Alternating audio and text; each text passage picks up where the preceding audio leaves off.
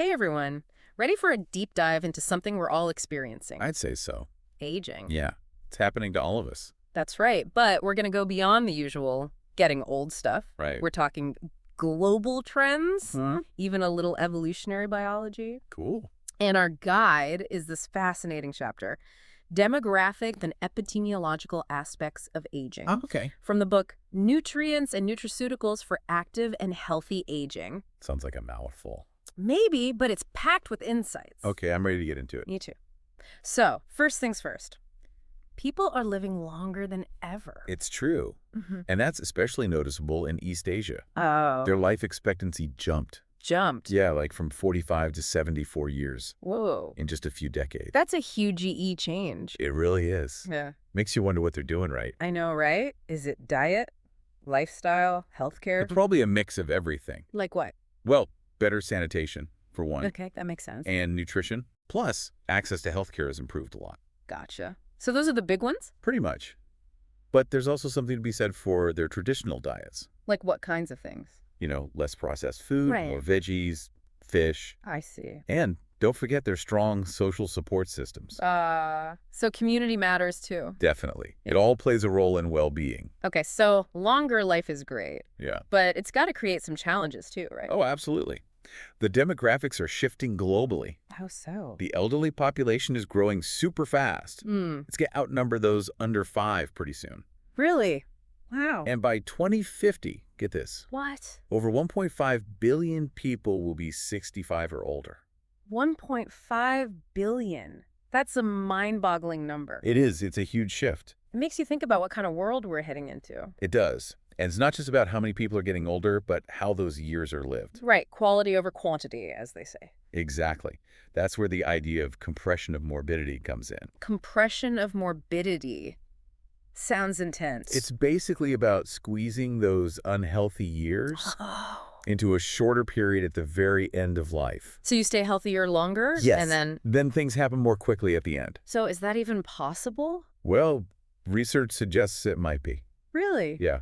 Things like education, Okay. technology. Yeah, like assistive devices and stuff. Exactly. And advances in medicine. I see. They're all helping people live better for longer. Okay, so there's hope. There is. But there are obstacles too, of course. Like what? Well, one big one is the global obesity epidemic. Yeah, that's a tough one to ignore. It is.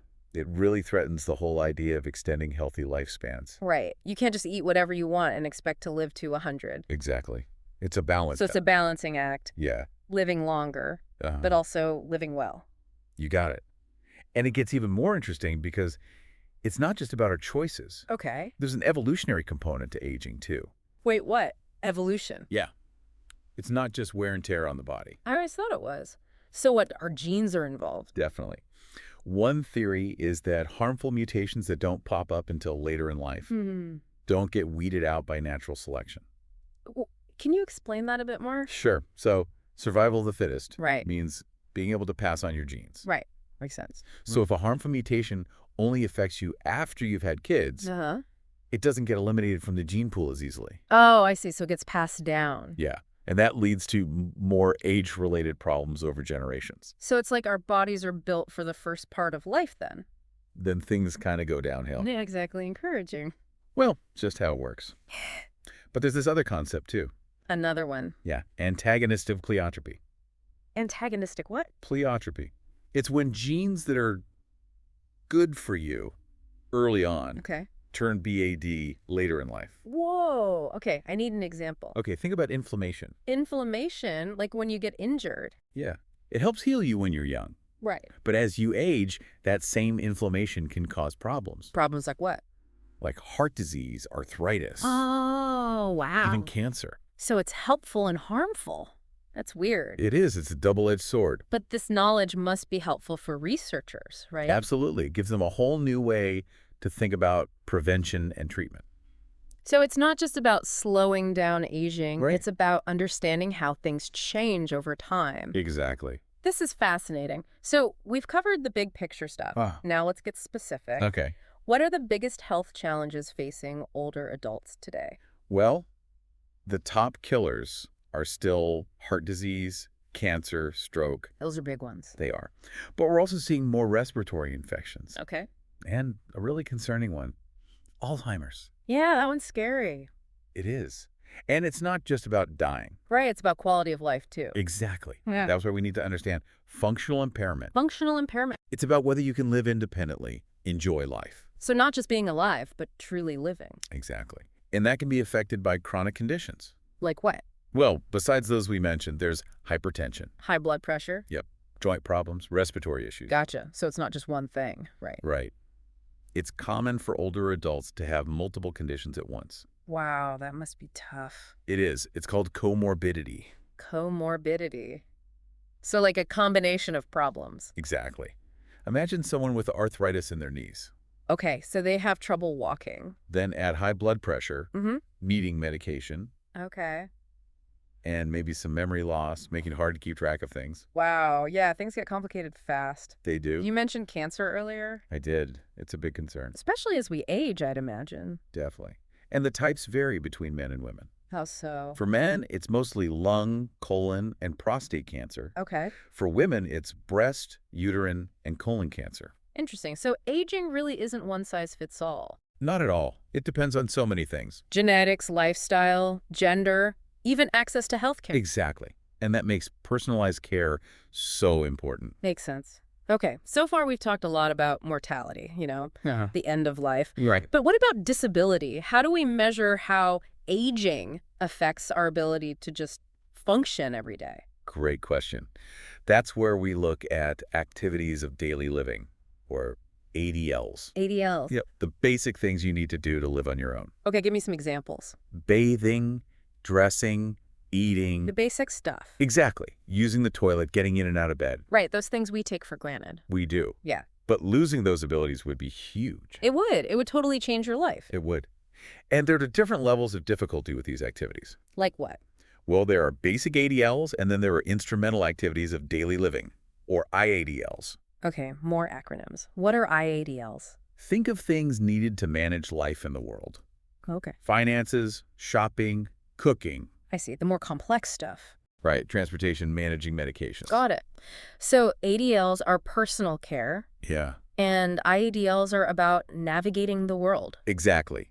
But remember, this doesn't always happen gradually. Right. What about things like strokes or accidents? Exactly. There's progressive disability, a slow decline. Okay. And then there's catastrophic disability, a sudden loss of function. So which one's more common? Surprisingly, progressive disability is actually rising faster. Wow. So it's not just about avoiding major health crises. What? It's about all the little things that add up over time. Exactly. Like preventative maintenance for your body. I like that analogy. It feels like we've covered so much already. We have. Global trends, evolution, specific health challenges. It's a lot to take in. It is, but it's so fascinating. I feel like I'm getting a much better understanding of what aging really means. I'm glad to hear that. It's a complex topic, but it affects all of us. It does. So to recap, Okay. we've seen people are living longer, Yeah. which is great. Right. But it creates challenges too, like figuring out how to make those extra years healthy and meaningful. That's the big question, isn't it? It is. And we've learned that aging isn't just about wear and tear. Right.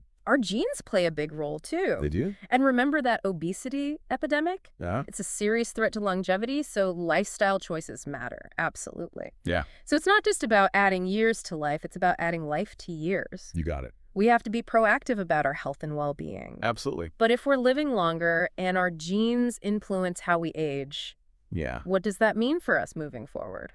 Now that's where things get really exciting. Imagine if we could pinpoint those antagonistic pleiotropy genes. The ones that help us early on but cause trouble later. Exactly. What if we could develop treatments to switch them off as we age? Whoa, hold on. Are we talking about hacking the aging process? It's a possibility. It's pretty mind-blowing. It is, but also kind of scary, Like, what would that even mean for being human? I know. Yeah. It raises all sorts of ethical questions, like what's natural aging anymore? Right. It's a whole can of worms. Yeah. It's also super exciting to think about the possibilities. Totally. Science is amazing. But for now, let's bring it back to the present. Okay. We've talked about individual challenges, but what about the big picture? Like societal changes. Exactly. What needs to happen to deal with this aging boom? Yeah, it's not like we can just ignore it. No way. Yeah. First off, we need to raise awareness. Awareness of what? of how big this demographic shift really is. For everyone. Especially policymakers. Yeah. They need to understand the consequences. I see. It's not just healthcare costs. Right. It's housing, transportation, social support. Got it. So making the world more age-friendly. Exactly. A world where older adults can thrive, not just survive. That makes me think about this community garden I saw. Oh, yeah. Seniors were working with young people. Cool. It was awesome. They were learning from each other. That's great. I think we need more of that. Seeing aging as a normal part of life, not a problem. Not something to be afraid of. Exactly. Yeah. And recognizing how much older adults contribute. Like what? They have experience, wisdom. They want to give back. We need to make space for that. Mentorship, volunteering, even just listening to their perspectives. Exactly. So yeah, awareness is huge. What else? What else? Remember how we talked about the evolutionary side of aging? That has huge GE implications for public health policies. Really? We got to understand how our bodies have evolved to age. You know, I see. So it's not just about telling people to eat healthy and exercise. it's about explaining the why, how it connects to our evolution. Oh, interesting. Like a deeper understanding. Exactly. And then we can design better programs for older adults. What kind of programs? Well, we know muscle mass declines with age, right? Yeah. So public health could focus on strength training, keeping people mobile. Instead of just saying, don't get weak. Exactly. It's about framing it positively. Stay strong and independent. That's the ticket. It's all about communication. Right. And honestly, we need to get better at talking about aging in general. I agree. There's so much fear around it, so much misinformation. People are afraid of becoming a burden, losing their independence. Yeah, like they won't matter anymore. We need to change that story. Tell the real stories. I saw this documentary about a senior citizen rock band. No way. They were rocking out, having a blast. Proof you can pursue your passions at any age. Love it. We need more stories like that to fight those ageist stereotypes. Exactly. Less fear, more celebration. Totally. But we need to put our money where our mouth is. More research, more education. On aging specifically. Yeah. We need scientists studying it, healthcare workers trained in geriatrics, Okay. and public campaigns that promote healthy aging. So making it a priority, not just for individuals, but for everyone. Exactly. It's a societal issue. Okay, so we've talked policy changes, awareness, research. What about the actual care of older adults? Where do we need to improve there? Well, that's a big one. Yeah. First off, we need more geriatricians. Geriatricians, those are the doctors specializing in older adults. Ooh, that's them. Yeah. And they're in high demand. I hear that. Everyone's looking for a good geriatrician these days. Why is there a shortage? Well, it's not always seen as the most exciting field, you know? Really? Why not? It's not about fancy procedures or cutting-edge stuff. I see. It's about managing lots of different conditions, Okay. working with other specialists. Coordinating everything. Yeah, and focusing on quality of life. It takes a special kind of doctor. Someone who really gets aging. Totally. And someone who works well with families and caregivers. Oh, right. Caregivers are crucial. They are. They need support and training to provide the best care. Yeah, caregiving is tough. It is. We need to make sure they're not burning out. Okay, so more geriatricians, support for caregivers. Uh-huh. But everyone's needs are different, right? Absolutely. Some people need a little help, others need a lot.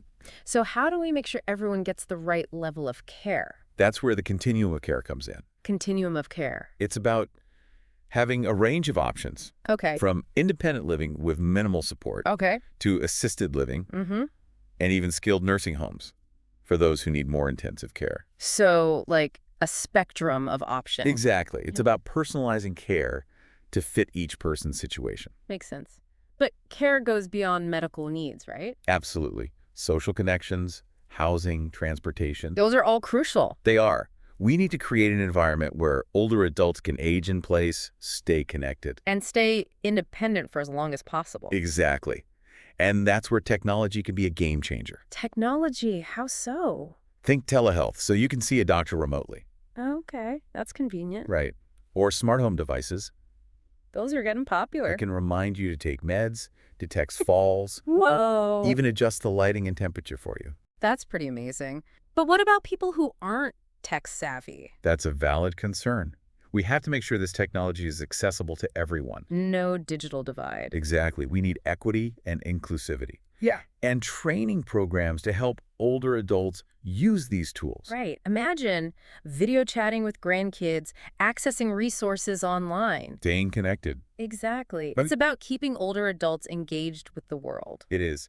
And also valuing their contributions beyond their tech skills. Right. They have so much to offer. They do. We need to shift away from seeing aging as a decline. Okay. And recognize their wisdom, resilience, their potential. So it's not just about fixing problems. Right. It's about embracing this stage of life. You got it. Wow. This has been such a thought-provoking conversation. We've talked about everything from biology to society. It's a lot to unpack. It is. But it feels like we're at a turning point. We're living longer than ever before. That's right. And it's up to us to figure out what that means. I agree. We could see this as a burden or as an opportunity. I'm choosing opportunity. Me too. To rethink aging, create a world that honors and celebrates its elders. That's the goal. But there's one thing we haven't touched on yet. What's that? We've talked about the challenges and possibilities of living longer. Yeah. But what about the benefits of aging itself? Yeah. It's like we focus on the downsides, wrinkles, memory loss, all that. It's true. We tend to focus on what we lose. Exactly. But what if there are upsides, too, like actual benefits to getting older? That's a great question. And there's actually a lot of research on that now. Really? Yeah. We focus on the challenges, but there are positive sides to aging, too. Okay, now I'm really curious. Tell me more about these benefits. Well, studies show older adults are better at regulating their emotions. That makes sense. Fewer extreme highs and lows. Okay. More calmness, more well-being, even when things are tough. Like they've weathered the storms and come out stronger. Exactly. They've learned to ride the waves, you know. So it's not just about wisdom, it's about emotional intelligence. Exactly. They've honed those skills over a lifetime. I wonder if that's why they seem to focus more on the positive. It could be. There's research on that too. Really? Older adults tend to savor the good things, let go of negativity. It's like they've developed a filter for good vibes. That's a good way to put it. They appreciate the simple joys, find meaning in everyday stuff. It's something we could all learn from, for sure. Does this positivity affect other areas of their lives? It seems so.